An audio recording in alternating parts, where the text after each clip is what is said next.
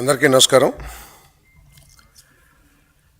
ప్రజాస్వామ్యంలో అధికార పక్షానికి ఎంత ప్రాముఖ్యత ఉంటుందో బాధ్యత కలిగిన ప్రతిపక్షానికి కూడా అంతే ప్రాధాన్యత ఉంటుందనేది ప్రజాస్వామ్య విలువలు తెలిసిన అందరికి కూడా అర్థమవుతా ఉంది. దురదృష్టవశాత్తు ఆంధ్రప్రదేశ్ రాష్ట్రంలో ఉన్న ప్రతిపక్షం బాధ్యతారహితంగా ప్రవర్తిస్తూ నేర రాజకీయాల్ని ప్రోత్సహించే విధంగా ర్యాలీలు, ఆ ర్యాలీల్లో రెచ్చగొట్టే విధంగా పదజాలాల్ని వాడతాం, శాంతి భద్రతలకు విఘాతం కలిగించే రీతిలో రాజకీయాలు చేయటం చాలా తప్పు. ప్రతి ఒక్కరు కూడా ఖండించాల్సిన అవసరం ఉందని చెప్పేసి మనం చేస్తా ఉన్నాను. గౌరవ ముఖ్యమంత్రి శ్రీ చంద్రబాబు నాయుడు గారి నాయకత్వంలోని కూటమి ప్రభుత్వం, ప్రజాస్వామ్య విలువల్ని గౌరవించే ఈ ప్రభుత్వం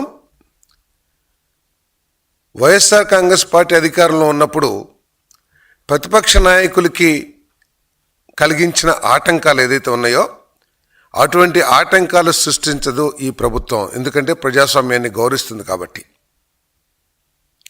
అందుకనే మీరు తెనాలిలో రౌడీ షీటర్లు, సంఘ విద్రోహ శక్తుల్ని పరామర్శించడానికి వెళ్ళినా కూడా మేము మీకు శాంతి భద్రతలు కాపాడటానికి లేకపోతే మీ సేఫ్టీ కోసం ఏర్పాట్లు చేశాం, కానీ మీ కార్యక్రమాల్ని మేము ఎక్కడ అడ్డుకోలే. కానీ పొదిల్లో మీరు ఏదైతే రైతుల్ని పరామర్శ చేయటానికి అని చెప్పేసి ఒక కార్యక్రమం పెట్టారో ఈ రాష్ట్ర ప్రజలందరూ కూడా ఆలోచించాలి. పరామర్శ అనేది ప్రతి ఒక్కళ్ళు కూడా చేయాలి. రాజకీయ పక్షాలు కానివ్వండి, రాజకీయ నాయకులు కానివ్వండి, ఎవరైనా సరే ఎవరైతే బాధలో ఉన్నారో వాళ్ళని పరామర్శించి వారికి మేము తోడున్నాము అనే ధైర్యాన్ని కలిగించాల్సిన బాధ్యత అన్ని రాజకీయ పార్టీల మీద, రాజకీయ నాయకుల మీద ఉంటుంది. కానీ మీరు పొదిల్లో చేసిన కార్యక్రమం ఏంటో ఒకసారి ఆలోచించామని చెప్పేసి మనం చేస్తాను. మీరు 40,000 మందిని రాజు వెడలే రభసకు అన్న విధంగా తీసుకుని వెళ్ళి అసలు సమస్యని పక్కదో పట్టించి రైతులు ఏదైతే సమస్యలు ఎదుర్కొంటున్నారో రైతుల సమూహాన్ని ఎవరైతే నష్టపోయారని మీరు భావిస్తూ ఉన్నారో అటువంటి రైతుల గ్రూప్ని ఒక చోట మీటింగ్ ఏర్పాటు చేసి వారి సమస్యలు మీరు సానుకూలంగా విన్నట్లయితే మీరు నిజంగా మీ ఉద్దేశం మంచిదే అని చెప్పేసి ప్రజలు భావించడానికి అవకాశం ఉండేది. మీరు రైతులు ఎదుర్కొంటున్న సమస్యల్ని పక్కదో పట్టించి మీ బలప్రయోగమో లేకపోతే చుట్టుపక్కల ఉన్న నియోజకవర్గాలన్నిటి నుంచి కూడా కార్యకర్తలు సమీకరించి దాంట్లో ఎటువంటి భాషాజాలం వాడారండి?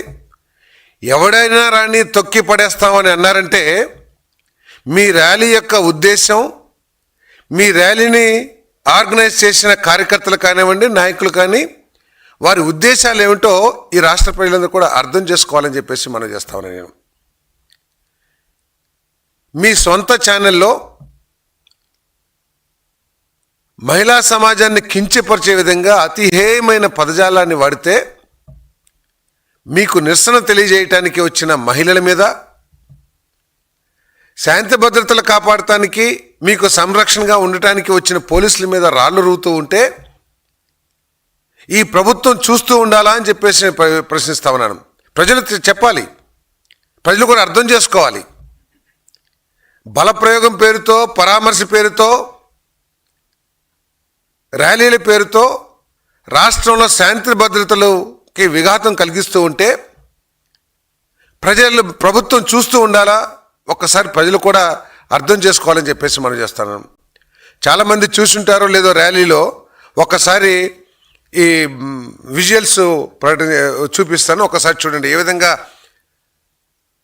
ఆ ప్లే కార్డ్స్ ఏదైనా రైతులకి న్యాయం చేయాలి, రైతులకి గిట్టుబాటు ధరలు ఇవ్వాలి, పొగాకు రైతులను కాపాడుకోవాలి, లేకపోతే కోకో రైతులు కాపాడుకోవాలని ప్లే కార్డ్స్ చూసాం తప్పితే ఎవడైనా రాని తొక్కి పడేస్తామంటే ఇది రైతులను పరామర్శించడానికి చేసిన ర్యాలీయా లేక విధ్వంసాలు సృష్టించి మీ పార్టీ నేర ప్రవృత్తిని ప్రదర్శించడానికి చేసిన ర్యాలీయా ఒకసారి ప్రజలు కూడా అర్థం చేసుకోవాలని చెప్పేసి మనం చేస్తా ఉన్నాను.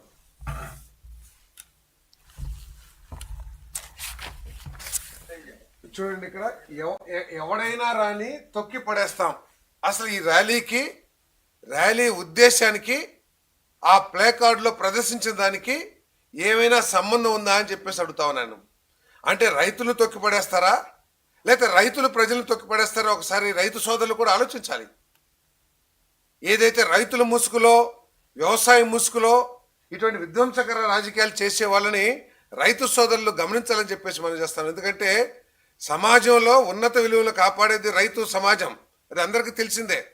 అటువంటి ప్లే కార్డులు ఇక్కడ చూడండి, ఏ విధంగా రాళ్లు వేసి పారిపోతారో ఒకసారి చూడండి. ఇగోండి, ఇగోండి రాళ్ళు ఏ విధంగా వేస్తున్నారో ఒక్కసారి ఆలోచించేయండి. అంటే ఆ విధంగా రాళ్లు వేస్తూ ఉంటే, మహిళల మీద, పోలీసుల మీద రాళ్లు వేస్తూ ఉంటే ప్రభుత్వం చూస్తూ ఉండాలా అని చెప్పేసి నేను ప్రశ్నిస్తా ఉన్నాను. ఇదిగోండి, ఇందాక ఒక అబ్బాయి గళ్ళ చొక్కానో లేదా రంగు చొక్కానో వేసుకున్న అబ్బాయి, ఇప్పుడేమో తెల్ల చొక్కా వేసుకున్న అతను ఏ విధంగా అక్కడక్కడ మనుషులు పెట్టి రాళ్ళు యూజ్ చేస్తున్నారో ఒకసారి చూడమని చెప్పేసి మనం చేస్తా ఉన్నాను నేను.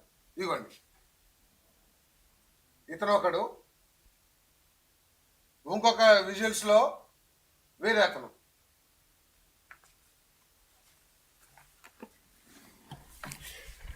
నిజంగా నిజాయితీతో ఈ ప్రతిపక్షానికి రాష్ట్రంలో ప్రజల సమస్యల మీద కానివ్వండి, రైతుల సమస్యల మీద కానీ చిత్తశుద్ధి ఉన్నట్లయితే ప్రజాస్వామ్యంలో అత్యున్నత స్థానం పార్లమెంటు, అసెంబ్లీ. మీరేమో మీ స్వార్థం కోసం రాజ్యాంగ విరుద్ధమైన పదవీకాంక్షతో మీరు అసెంబ్లీకి వచ్చి ప్రజల సమస్యలనేమో ప్రస్తావించరు. ఒకవేళ నిజంగా మీకు రైతుల సమస్యల పట్ల కానివ్వండి, లేక ఏ సమస్య, రాష్ట్రంలో ఉన్న సమస్య పట్ల మీకు చిత్తశుద్ధి ఉంటే అసెంబ్లీలో చర్చించి ప్రభుత్వాన్ని నిలదీసి ప్రభుత్వం నుంచి సమాధానం పొందడానికి ప్రయత్నం చేయాల్సింది ఒక బాధ్యత కలిగిన ప్రతిపక్షం. మీరు ఎప్పుడైతే చర్చిస్తారో, ఎప్పుడైతే ప్రశ్నిస్తారో, ఎప్పుడైతే నిలదీస్తారో స్పష్టంగా ప్రజలందరూ చూస్తారు. దాని పట్ల ప్రభుత్వం యొక్క స్పందన ఏమిటి, ప్రభుత్వం ఎటువంటి చర్యలు తీసుకుంటుంది అనే దాని మీద ప్రజలందరూ కూడా న్యాయ నిర్ణేతలు, వాళ్ళు ఆలోచిస్తారు. కానీ మీరు అసెంబ్లీకి ఎగ్గొట్టిన దేనికి కారణం? ఈ రాష్ట్రానికి నష్టం జరిగిందనా, రాష్ట్రంలో ఏదైనా వర్గానికి నష్టం జరిగిందనా? కేవలం మీ పదవీకాంక్షతో. మీరు ఇటీవల ఒకసారి అసెంబ్లీకి వచ్చారు, ఉన్న అరగంట కూడా నాకు పదవి ఇవ్వమని చెప్పేసి విలువైన సభా సమయాన్ని చేశారు తప్పితే ఎక్కడైనా ఆ రోజు ఉన్న రైతుల సమస్య కానివ్వండి, విద్యార్థుల సమస్య కానివ్వండి, కనీసం ఒక్కసారైనా స్పందించారని చెప్పేసి నేను ప్రశ్నిస్తూ ఉన్నాను నేను. మరి అంతేకాదు,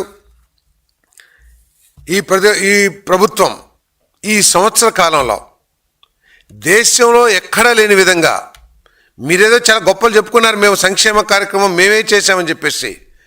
మీరు గమ్యం లేని సంక్షేమ కార్యక్రమాలు చేశారేమో కానీ మేము గమ్యం, లక్ష్యం, ఒక భవిష్యత్తుకి ఫౌండేషన్ లాంటి కార్యక్రమాలని మేము చేస్తూ ఉన్నాం.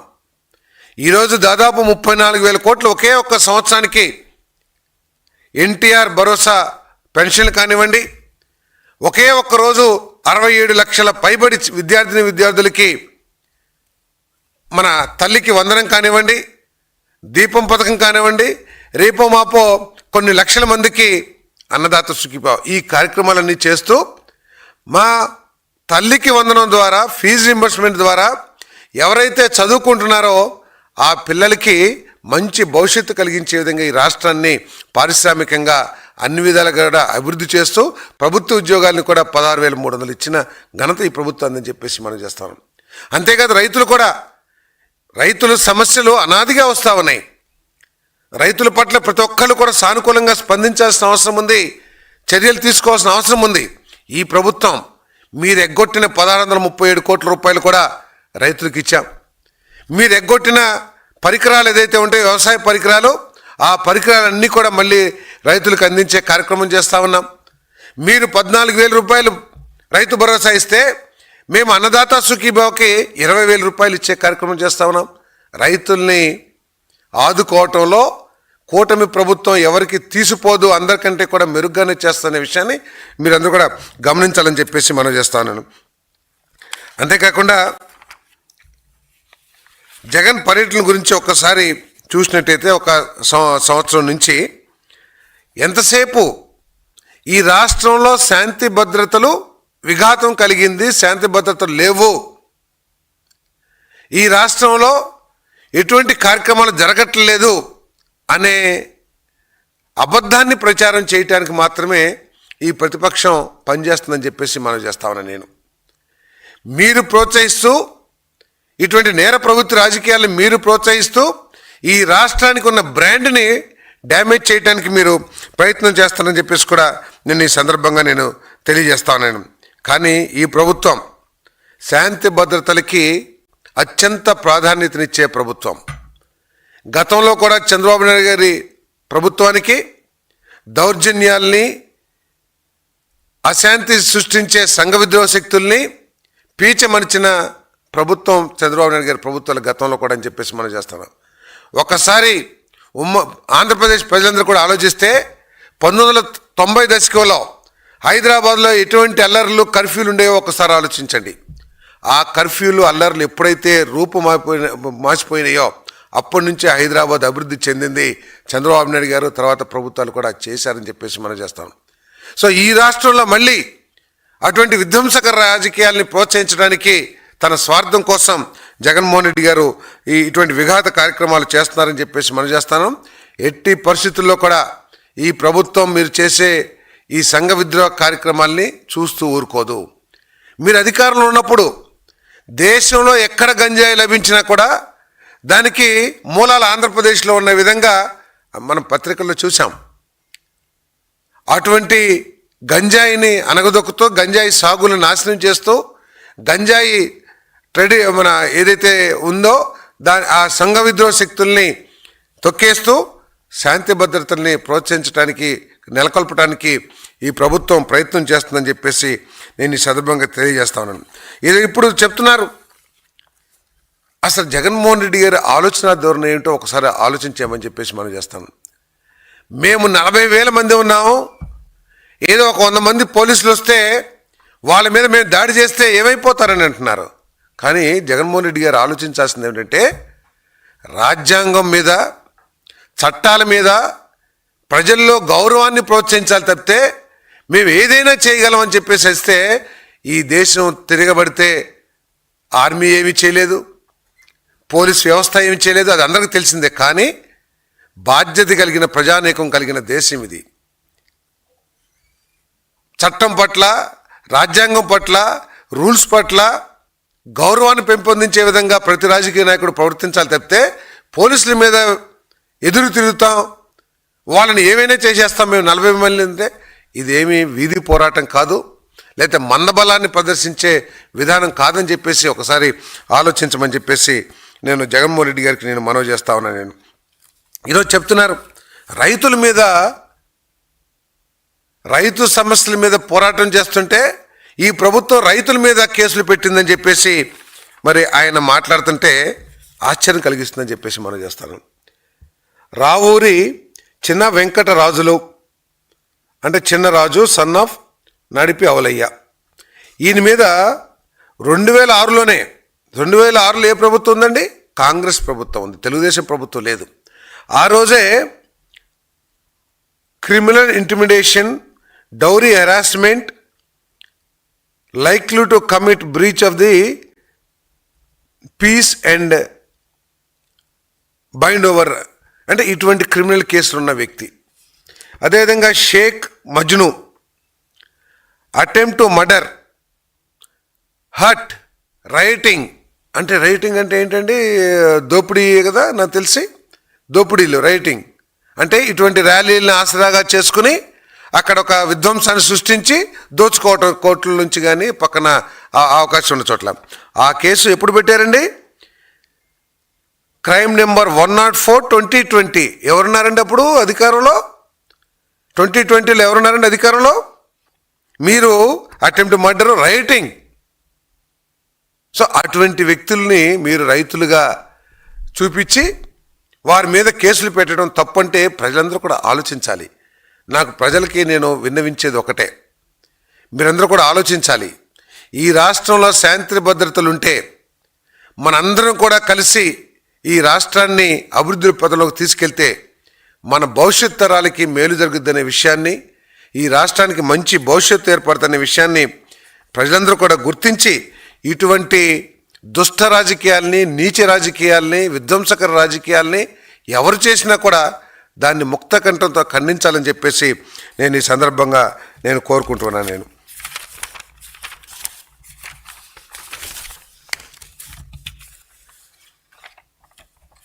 మరి ఈ సంవత్సరం నుంచి జరుగుతున్న ఈ సంవత్సర కాలంలో ప్రతిపక్షం వ్యవహరించిన తీరు కానివ్వండి, ప్రతిపక్షం వాడిన రాజకీయ పదజాలాలు కానివ్వండి, వారు చేస్తున్న కార్యక్రమాలు కానివ్వండి, ఒక్కసారి నిశ్చితంగా పరిశీలించినట్లయితే వారి క్రిమినాలజీ ఏమిటో, వాళ్ళ ఉద్దేశం ఏమిటో, ఈ రాష్ట్ర ప్రజల సమస్యల గురించి వారికి పట్టదు. పోనీ వారికి అనుభవం ఉంటే, వారి దగ్గర అనుభవజ్ఞులు ఉంటే ఈ రాష్ట్రాన్ని ముందుకు తీసుకెళ్తానికి ప్రభుత్వానికి సూచనలు చేసే సత్తా లేదు. కేవలం క్రిమినాలజీతో ఈ రాష్ట్రంలో అశాంతిని రేకెత్తించి వర్గపోరును ప్రోత్సహించి తద్వారా రాజకీయ లబ్ధిని పొందాలని చెప్పేసి ప్రయత్నం చేస్తుందని చెప్పేసి నేను మనవి చేస్తా ఉన్నాను. మరి ఈ ప్రభుత్వం ఏదైతే వారసత్వంగా వచ్చిందో, చాలా వారసత్వాలు వచ్చినాయి. అప్పులు తడక రాష్ట్రాన్ని పూర్తిగా ఆర్థికంగా ఊబిలో నెట్టేసి గంజాయి సామ్రాజ్యాన్ని స్థాపించి గంజాయి వాడకాన్ని విపరీతంగా పెంచేసి, ఎక్కడ చూసినా కూడా నేను పెనమలూరు నియోజకవర్గం శాసనసభ్యుడిగా ఉండేవాడిని.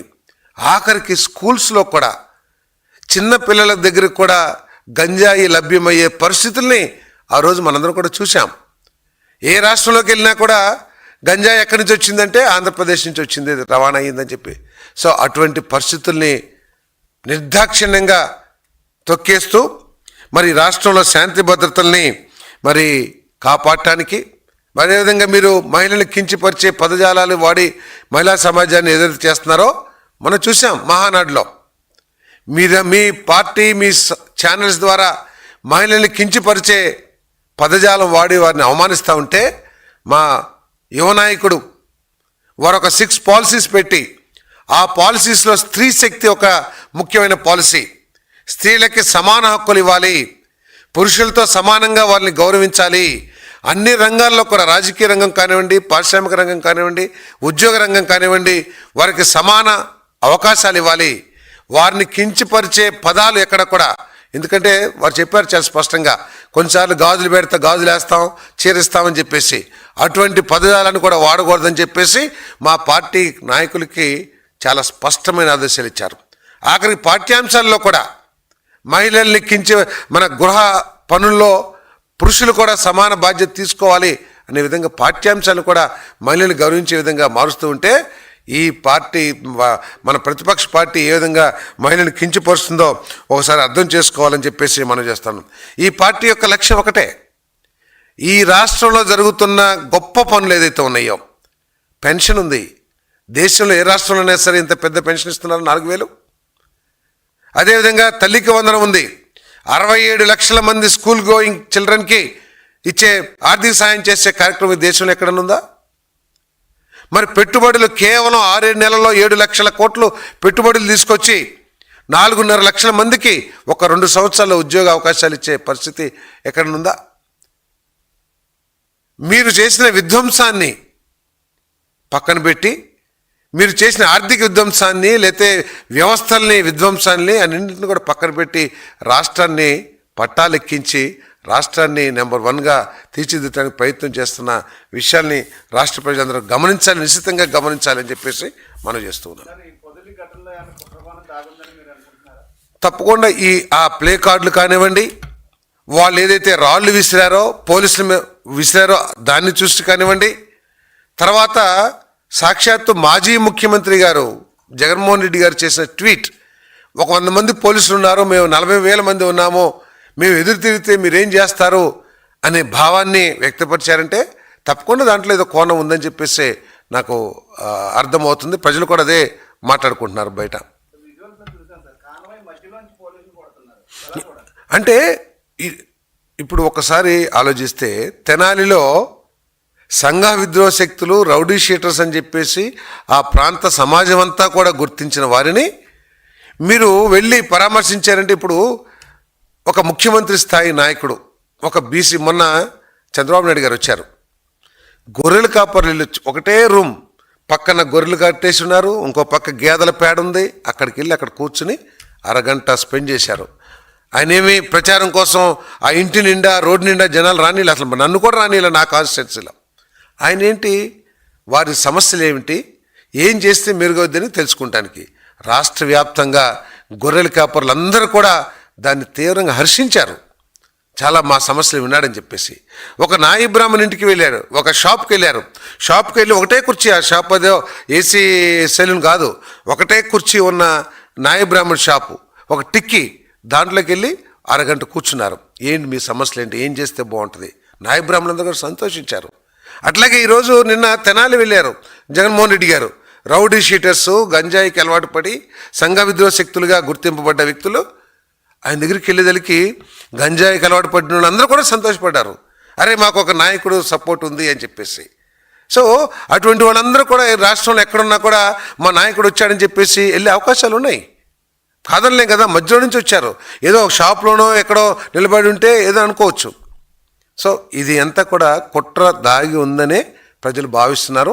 ఇటువంటి భవిష్యత్తులో ఇటువంటి జరగకోకుండా చూసుకోవాల్సిన బాధ్యత కూడా జగన్మోహన్ రెడ్డి గారిది అని చెప్పేసి మనం చేస్తాం.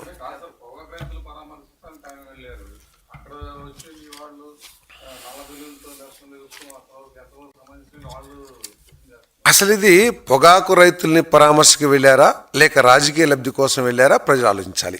ఇప్పుడు ఎవరైనా సరే సమస్యల కోసం వెళ్ళాలి ప్రజాస్వామ్యంలో, దాన్ని హర్షించాలి కూడా ఒక నిజంగా పరామర్శకి వెళ్ళినట్లయితే.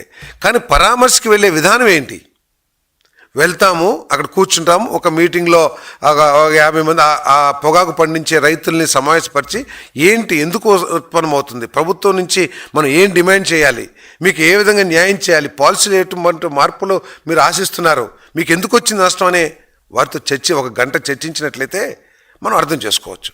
కానీ ర్యాలీలో సెల్ఫీలు దిగుతూ అదొక కేరింతలు కొడుతూ అదేదో ర్యాలీలాగా నిర్వహిస్తుంటే నువ్వు బలం చూసుకో. నువ్వు ప్రతి రాజకీయ పార్టీ కూడా ర్యాలీలు నిర్వహించుకుంటుంది. కానీ సమయం సందర్భం లేకోకుండా ఏదో రైతుల పరామర్శ పేరు మీద ఇటువంటి ర్యాలీలు, రాళ్ళు ఇసిరి దౌర్జన్యాలు చేస్తాం, లేదా ఆ ప్లే కార్డ్ ఒక్కటే ఆ ర్యాలీ యొక్క ఉద్దేశాన్ని బయటపెడతామని చెప్పేసి మనం చేస్తాం. ఎవడైనా రాని తొక్కి పడేస్తాం. అసలు ప్రజాస్వామ్యంలో తొక్కి పడేస్తాం అనే పదానికి స్థానం ఉందా అని చెప్పేసి నేను ప్రశ్నిస్తా ఉన్నాను. సార్ ఇటువంటి ఆదరణ మేము చాలా చూసాం, సిద్ధం సభలు చూసాం, ఆయన ఎన్నికల సమావేశాలు చూసాం, కానీ 2024లో ప్రజా తీర్పును కూడా చూసాం. దాన్ని చూసైనా సరే వారు ఆలోచన మార్చుకోవాలని చెప్పేసి మనం చేస్తాను. నేను ప్రజలు ఎప్పుడు కూడా ఏదో బలం ఉంది లేతే ర్యాలీని చూసి మోసపోయి ఓటింగ్ వేయరనే విషయాన్ని, అభిమానం పెంచుకోరని చెప్పేసే విషయాన్ని అర్థం చేసుకోవాలి. రాజకీయ నాయకులందరూ కూడా వారి చిత్తశుద్ధి, వారి పనితీరు, వారిలో ఉన్న నిజాయితీ ఆధారంగానే ప్రజలు గుర్తిస్తారు. ఏదో సంక్షేమ కార్యక్రమాలు ఇచ్చారు, వాళ్ళేమీ దానికోసం వెంపర్లాడే వ్యక్తులు కాదు. కాబట్టి ఇవన్నీ కూడా అర్థం చేసుకోవాలని చెప్పేసి భావిస్తారు.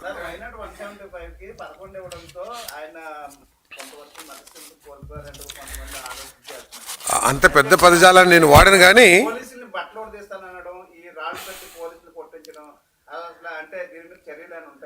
ఇప్పుడు మనం ఇందాక చెప్పాను, నేను జగన్మోహన్ రెడ్డి గారే కాదు, మా ఏలూరు జిల్లాలో వైఎస్ఆర్ కాంగ్రెస్ పార్టీ సీనియర్ నాయకులందరూ కూడా పోలీసులను ఉద్దేశించి ఏదో కార్యకర్తలు, మా కార్యకర్తలు ఆ కార్యకర్తలు ఏదో ఘర్షణ పడ్డారు, ఈ కార్యకర్తలు తిట్టారు ఏదో అంటే అనుకోవచ్చు.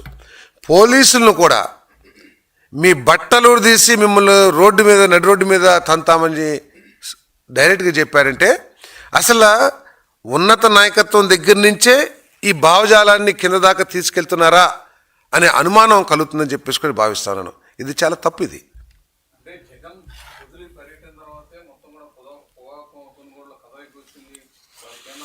ఇది చాలా తప్పు. నేను కూడా బాపట్ల ఇన్ఛార్జ్ మంత్రిగా దీని మీద చర్చించడం జరిగింది. రాష్ట్రంలో కొంత రిక్వైర్మెంట్ ఉంటుంది. ఆ రిక్వైర్మెంట్ వరకు మంచి రేటు ఇస్తారు. ఇది కంపెనీ, ఇదంతా కూడా ప్రైవేట్ కంపెనీలు కొనేదే, ప్రభుత్వం తీసుకునేది కాదు. ఈ కంపెనీలు రైతులను ప్రోత్సహించి విపరీతంగా సాగు పెంచేశారు. రైతులు కూడా ఏంటంటే గత సంవత్సరం వచ్చిన అధిక రేటును దృష్టిలో పెట్టుకుని ఏదో పాపం రైతు పేదవాడు నాకు కొంచెం 2 రూపాయలు మిగులుతేనే ఉద్దేశంతో విపరీతంగా ఆ బ్లాక్ బర్లీ అనుకుంటాను కొన్ని రకాల పొగాకుని పండించారు. ఆఖరికి ఎవరైతే ప్రోత్సహించారో ఈ పొగాకు పంట కోసం ఆ కంపెనీలన్నీ కూడా ముఖం చాటేస్తామో లేకపోతే కొనటమో తగ్గించేసి కొంచెం ఇబ్బంది పెట్టారు. ప్రభుత్వం ఆ కంపెనీలు కూడా పిలిచి గట్టిగా వార్నింగ్ ఇవ్వటం కూడా జరిగిందని చెప్పేసి మనం చేస్తాను నేను. సో ఇది ఎక్కువ పొగాకు పండటం మూలంగా కూడా వచ్చింది. అందుకనే ప్రభుత్వం ప్లానింగ్ కూడా చేస్తుంది, ఏ పంటలు వేయాలి, ఏ పంటలు లాభదాయకం, దాన్ని కూడా రైతుల్ని ఎడ్యుకేట్ చేస్తానికి ప్రభుత్వం ప్రయత్నం చేస్తుంది. ఆ పరిశ్రమ మీద కూడా తీవ్ర ఒత్తిడి చేస్తూ ఉంది ప్రభుత్వం.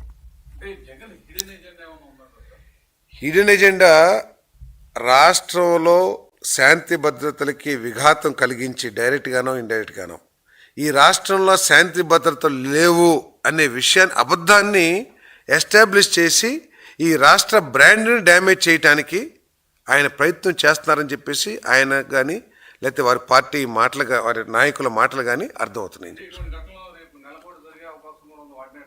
ప్రభుత్వం చూస్తూ ఉండదు.